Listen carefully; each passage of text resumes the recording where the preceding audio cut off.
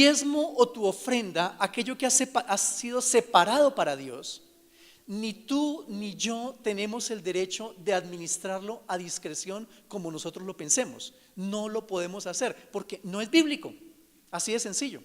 No es eso lo que la Biblia dice, no es eso lo que la Biblia establece. ¿Amén? ¿Me hago entender? Entonces, yo no puedo hacer de mi diezmo, no puedo hacer con mi diezmo buenas obras. No puedo hacer con mi diezmo darle ayuda a mi familia. No, lo que es de Dios es de Dios, lo que es de ayuda para otras personas es de ayuda para otras personas, pero no se debe mezclar una cosa con la otra, ¿sí? Es bien importante que nosotros establezcamos eso. ¿Por qué? Porque si ustedes se dan cuenta, por ejemplo, en el Nuevo Testamento, los fariseos de la época habían hecho eso. Parte de los mandamientos de Dios era honra a padre y madre. ¿Recuerdan eso? ¿Qué hacían los fariseos? Le decían a su papá y a su mamá, le decían: lo que había destinado para honrarte a ti es mi ofrenda para el Señor. Y los pobres viejos se quedaban aguantando hambre porque sencillamente ellos habían, entre comillas, destinado el dinero que era para ayudar a sus papás, lo habían destinado para la ofrenda al Señor. El Señor Jesucristo les dice: oiga, era necesario hacer tanto lo uno como lo otro, ¿sí? Debe haber claridad en la manera como yo administro mis finanzas. No puedo decirle a alguien: no le pude pagar esa deuda porque es que eso era lo del diezmo y lo del diezmo es sagrado. No, pague sus deudas, que eso no tiene nada que ver con el ofrendar para Dios. Pero tampoco puedo tomar lo del diezmo, la ofrenda, para ir a pagar una deuda y decir: Dios, perdóneme, pero lo primero es pagar las deudas porque tu palabra dice: no debáis a nadie nada. No, en eso tenemos, vuelvo y repito, que tener una absoluta claridad. El Señor estableció principios espirituales. En el Antiguo Testamento Dios establece el sacerdote, Dios establece el tabernáculo, establece el templo, y Él dice: allí deben ser llevados a cabo los sacrificios, allí se deben traer las ofrendas. Y Dios era muy celoso frente a eso. Si alguien ofrecía un holocausto en un lugar diferente al cual Dios había establecido, esa persona era apedreada. ¿Por qué? ¿Por capricho?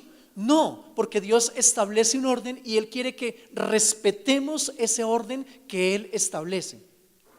Lo mismo en el Nuevo Testamento. Dios establece la iglesia, y a pesar de que no habían templos como este, edificios como este, pero sí se establece un cuerpo de líderes que son en primer lugar los apóstoles, y luego los apóstoles ordenan diáconos, ordenan presbíteros, y por medio de ellos se inicia la administración de los bienes de la iglesia. Y cuando tú lees en el Nuevo Testamento, tú encuentras, por ejemplo, a Pablo utilizando su autoridad apostólica, diciendo: yo quiero que ustedes recauden una ofrenda y que la tengan lista para cuando yo vaya, para que con esa ofrenda hagamos esto o hagamos aquello. Por ejemplo, en Jerusalén, pues a causa de la persecución, los hermanos estaban sufriendo una hambruna terrible. Entonces, en las otras provincias, donde las provincias romanas, donde la persecución no estaba tan acentuada, el apóstol Pablo les dice: macedonios, recojan una ofrenda, para cuando yo llegue no tengamos que hacer todo el volate de recoger la ofrenda, sino que la ofrenda ya esté lista, y me hace un favor y me la dan y la vamos a entregar y la vamos a administrar para ayudar a los hermanos que en este momento están en crisis. Pero había un orden establecido, había una autoridad apostólica, había una autoridad de los diáconos, de los presbíteros de la iglesia, y por medio de ellos se llevaba a cabo la administración de los bienes. ¿De acuerdo? Esto es importante. Es importante, ¿por qué? Insisto, porque es lo que Dios establece, ¿sí? Todas las cosas, el orden de Dios frente a todas las cosas es un orden que tú y yo estamos llamados a respetar. Y en la parte financiera es importante que nuestras finanzas entren en el orden y entren en el gobierno de Dios. Como lo mencioné originalmente, posiblemente por los malos ejemplos, entonces nosotros decimos: no, pero es que eso en la iglesia yo no sé cómo se administra. Sí, pero el hecho de que existan malos ejemplos no es la excusa perfecta para que yo me salte los principios espirituales y comience a hacer las cosas a mi manera. No, por el contrario, la idea es que cada uno de nosotros, tanto ustedes como yo, ejerzamos un sano control sobre la iglesia. ¿Para qué? Para que podamos garantizar de que realmente estamos cumpliendo con el objetivo que tiene el diezmo y la ofrenda. En este mismo texto de Deuteronomio que acabamos de leer, tú vas a encontrar cosas para las cuales se utilizaba el diezmo y la ofrenda. En primer lugar, era para un deleite común. ¿Por qué? Porque la persona traía su sacrificio, parte de ese sacrificio era quemado, parte de ese sacrificio le era entregado al sacerdote para que los sacerdotes y levitas comieran, pero otra parte era para que la propia persona que ofrendaba se sirviera una comida y ellos y su familia se deleitaran con aquello que estaban ofrendando delante de Dios. Hoy vamos a tener acá en la iglesia la cena del Señor, la Santa Cena. En aquella época la Santa Cena era una comida donde había carne, donde había pan, donde había vino, ¿cierto? Vino de verdad, no ese juguito que damos nosotros. Había vino de verdad y la gente se deleitaba y comían juntos. Y era un regocijo espiritual el día que decían: vamos a la mesa del Señor, a la cena del Señor.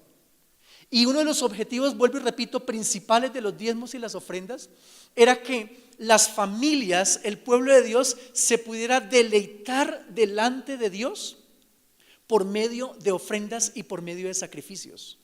Esto es algo que tenemos que rescatar, ¿sí?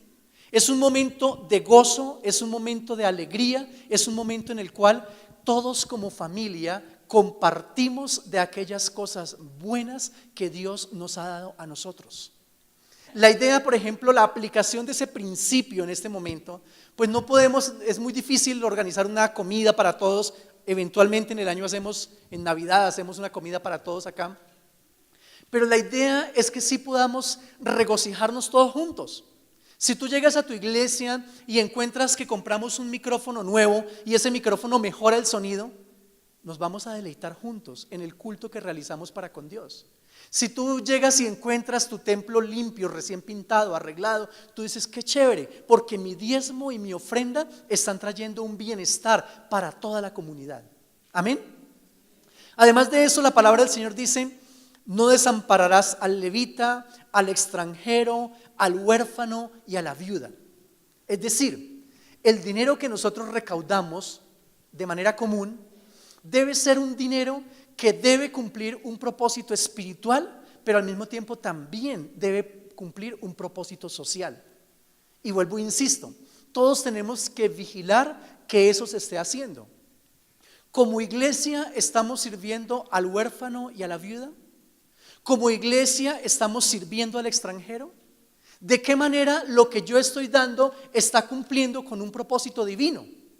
Es importante que nosotros lo miremos entre todos y es importante que entre todos podamos darle una destinación que cumpla con ese objetivo espiritual. ¿Por qué? Porque el día que tú y yo nos presentemos delante de Dios, léelo allá en Mateo capítulo 24, Dios va a preguntar: ¿vestiste al desnudo? ¿Le diste de comer al hambriento? ¿Visitaste al enfermo? ¿Visitaste al que estaba preso?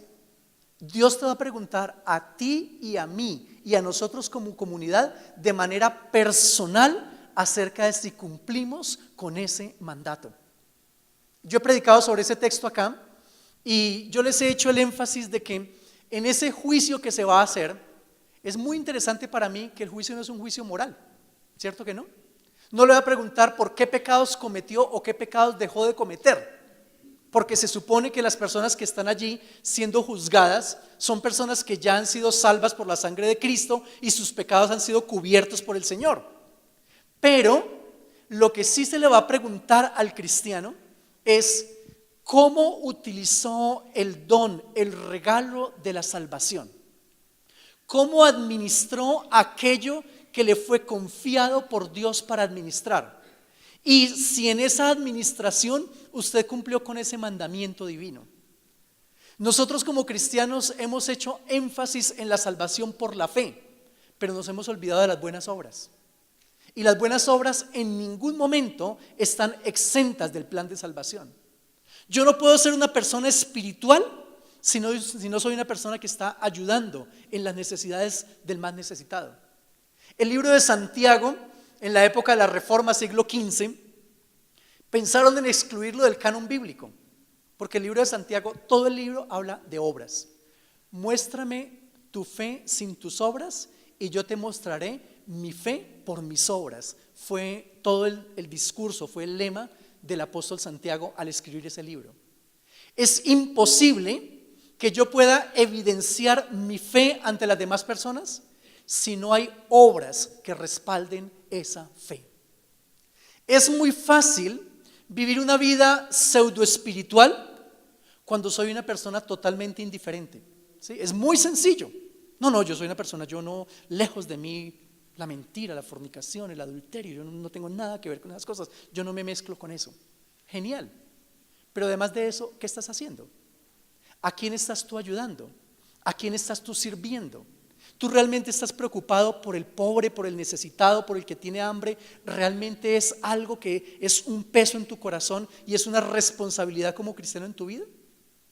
Si la respuesta es sí, estás desarrollando una sana espiritualidad. Si la respuesta es no, tienes que tener cuidado porque puedes caer de una espiritualidad a una religiosidad. Y es lo que estaba atacando el libro de Santiago. Y yo les he hecho esa crítica aquí a cada uno de ustedes y es una autocrítica también para mí, ¿sí? Es muy fácil ir al centro de Bogotá, tomar aquí la calle 26, luego tomar la calle 22, pasar por el barrio Santa Fe porque necesitamos llegar al centro. Y cuando vamos llegando, decirle a nuestra familia, suban los vidrios bien porque vamos a pasar por una zona horrible, ¿cierto? Ahí hay un poco de mujeres malas que se prostituyen, hacen un poco de cosas feas. Por favor, cierren los vidrios y no miren, ¿cierto? Eso es muy fácil hacerlo. Pero otra cosa muy diferente es cuando yo digo, yo soy responsable de lo que está pasando en la calle 22 entre Caracas y la carrera 19 o como sea, como se llame. Es parte de mi responsabilidad. Porque vuelvo y les repito, mi hermano, es muy fácil vivir una vida cristiana espiritual cargada de indiferencia. Es muy, muy sencillo. Y es una espiritualidad que sabe a rico, ¿cierto que sí? Ay, yo no peco, yo estoy bien, mi familia está bien. Los demás no me importan, no me interesan, pero yo estoy muy bien. Esa no es espiritualidad, esa es religiosidad. Pero cuando yo me hago responsable financieramente, no solamente en oración, porque no, yo estoy orando por ellos, pero ¿qué más está haciendo además de orar? Yo voy a tornar esto más enfático. Ustedes saben que las madres drogadictas aquí en el barrio Santa Fe, que si sacamos los carros del parqueadero y nos vamos para allá, en 10 minutos estamos allá. O sea, no estamos hablando de un lugar en Asia, por allá en China que está pasando eso. Está pasando aquí a 10, 15 minutos. Ustedes saben que las mamás adictas del barrio Santa Fe venden a sus niñas por 10,000 pesos o a sus niños. Y que la prostitución infantil, tanto masculina como femenina, es una práctica común aquí en Bogotá, aquí en las narices nuestras, delante de nosotros. ¿Ustedes son conscientes de eso? ¿No? Hagámonos conscientes en esta mañana. Hagámonos totalmente conscientes en esta mañana de eso. Que eso está pasando aquí, hoy, anoche, en esta madrugada, mañana. Una mamá va a vender a su hijo por 10,000 pesos y lo va a cambiar por droga, por bazuco, ¿sí? Y nosotros como iglesia tenemos un grado de responsabilidad frente a eso. Y es el hecho de decir, sí, yo necesito hacer algo para que eso no pase, para que eso no suceda. Tenemos más o menos 1.200.000, se supone que es esa cantidad de inmigrantes que han venido de Venezuela para Colombia. De ellos están llegando al barrio Santa Fe. Hay prostitución infantil de personas que están viniendo de Venezuela para acá. Nosotros tenemos en la fundación algunos cupos y he hablado con mi tía Ruth para que vayamos y miremos si hay niñas, hijos de venezolanos que están desamparados para darles un albergue en este lugar, para que no tengan que prostituirse.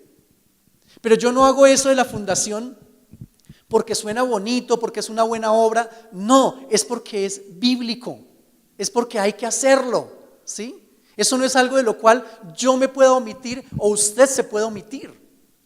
Estos templos tan lujosos y tan costosos que nosotros utilizamos, esto se va a quedar acá. Y el día que la iglesia no esté, yo no sé qué va a hacer el anticristo con estos lugares, pero ciertamente los va a profanar. Eso no los va a usar para nada bueno. Pero dice la palabra del Señor en Apocalipsis que lo que se va a ir con nosotros serán las buenas obras que nosotros hayamos realizado. Bienaventurados los que mueren en Jesús. Sí, bienaventurados, dice el Espíritu, porque sus buenas obras seguirán con ellos. Amén. Es importante tener una vida espiritual fundamentada en la fe. Sí, predicamos eso, la fe, claro que sí. Pero por favor, no omitamos las buenas obras de la fe. Las buenas obras tienen que ser el resultado natural de tu fe.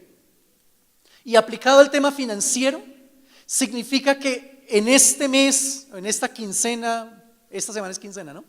Entonces en esta quincena, si yo he escuchado la palabra de Dios, yo tengo que venir y decir, ok, entonces si realmente mis finanzas hacen parte del plan redentor de Dios, si yo soy responsable del huérfano, de la viuda, del que necesita, entonces parte de mis finanzas tienen que ir para el reino de los cielos. Tienen que hacerlo.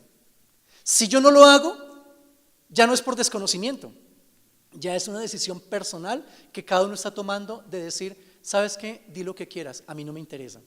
Bueno, ya es una decisión de cada uno. Pero aquel que está escuchando la palabra y dice, sí, esa palabra es de Dios para mi vida, definitivamente tiene que haber un cambio en la manera como estamos administrando nuestras finanzas. La razón de que nuestra iglesia tenga una obra social, la razón de que estemos procurando que en cada lugar donde lleguemos haya una iglesia y una obra social, es para que cuando lleguemos delante del trono de Dios, cuando sea el juicio de las naciones, y Dios pregunte, ¿usted dio de comer al huérfano, a la viuda, vistió al desnudo? Usted diga, sí, vaya a mirar los libros de contabilidad de Findecín y de la iglesia que yo ofrendé para eso. Y allá van a sacar el software, el programa Sigo, y van a mirar a ver si usted está en la lista, ¿cierto? Y Dios va a decir, sí, definitivamente sí. No es que cada uno tenga que ir al barrio Santa Fe a repartir agua panela. Si alguien lo hace, está bien, ¿sí? Pero la idea es que como comunidad, como iglesia, parte de nuestro dinero esté enfocado en eso. Entonces usted diezma y ofrenda en la iglesia a su vez está cuidando de los huérfanos en este caso, y de esa manera estamos nosotros cumpliendo con el mandamiento y con el plan de Dios. Y yo no sé si para ustedes es importante, pero para mí sí es fundamental el hecho de que cuando yo llegue delante de Dios, yo pueda dar una respuesta clara de la manera como yo cumplí con ese mandamiento divino. Amén. Cumplir con la parte ética, cumplir con la parte moral del cristianismo es esencial para la salvación. Porque dice la palabra de Dios, sin santidad nadie verá al Señor. Es esencial, pero no es todo. Es una parte. Entonces sí, tenemos que ser sujetos éticos. Sí, tenemos que ser sujetos morales, claro. Sí, tenemos que orar, tenemos que leer la palabra, tenemos que tener una vida de comunión, de devoción para con Dios. Sí, claro que sí. Pero por favor, colócale el otro elemento. Nuestra vida tiene que ser una vida que sirva. Nuestras finanzas tienen que ser unas finanzas que sirvan para los objetivos trazados por Dios. Y Dios lo colocó de una manera muy clara y muy sencilla, ¿cierto? Dele de comer al sacerdote, dele de comer al levita, disfrute una parte de sus diezmos, ayude al que tiene necesidades y de esa manera instaure el reino de Dios en esta tierra. ¿Amén? ¿Es difícil? No, ¿cierto que no? Es sencillo, pero definitivamente necesitamos tener un compromiso claro con esos principios de la palabra de Dios. Tenemos que estar muy comprometidos con esto. Solamente para finalizar, en el libro de Malaquías, el Señor dice, traiga los diezmos al alfolí, haya alimento en mi casa, ¿cierto? Y probadme en esto, dice el Señor, si no abriré las ventanas de los cielos y derramaré bendición hasta que sobreabunde. Hay una promesa, pero hay un mandamiento. Hay un mandamiento, pero hay una forma de cumplir el mandamiento. Entonces, lo que yo estoy invitándoles a que como iglesia hagamos es el hecho de que realmente asumamos el mandamiento y lo asumamos en la forma como la palabra nos invita a cumplir con ese mandamiento. Y que Dios también pueda cumplir esa parte de la palabra donde dice, abriré las ventanas de los cielos y derramaré bendición hasta que sobreabunde. Amén. La bendición de Jehová, dice la palabra, es la que enriquece. y no añade tristeza con ella. Bendición de Jehová no es tener 1.000 millones en la cuenta o 100 millones.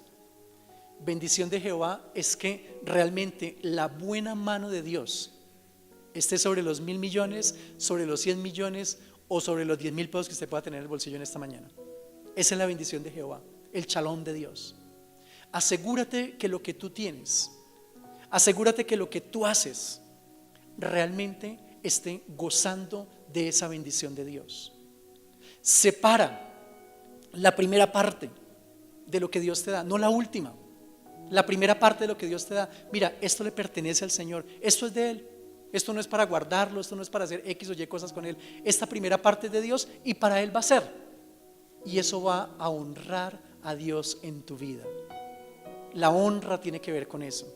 Y lo que estamos buscando por encima de todas las cosas es calificar delante de Dios como iglesia.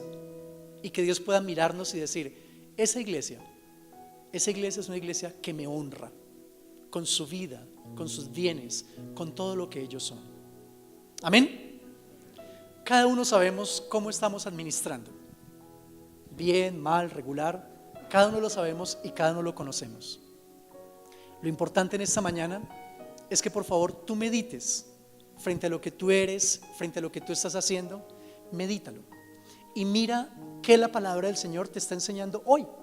¿Qué Dios te está diciendo hoy? Mira, yo quiero que tú lo hagas de esta manera, que cambies. Mi último consejo es: no te quedes con nada que sea de Dios. ¿Qué mal negocio es eso? No te quedes con nada que sea de Dios, ¿sí? Entrégale al Señor lo que es del Señor y dale al Señor lo que le corresponde, ¿sí? Y te vas a dar cuenta cómo la bendición de Dios realmente te va a alcanzar y va a sobreabundar en tu vida. Esto tiene que ver con fe más que con otras cosas. Si alguien dijera, como les dije al inicio, yo no voy a diezmar, yo no voy a ofrendar porque no creo en eso, igual en el cielo nos vemos, la salvación es por fe. Pero esto tiene mucho que ver con bendición, con galardón, con respaldo de Dios en tu vida. Amén.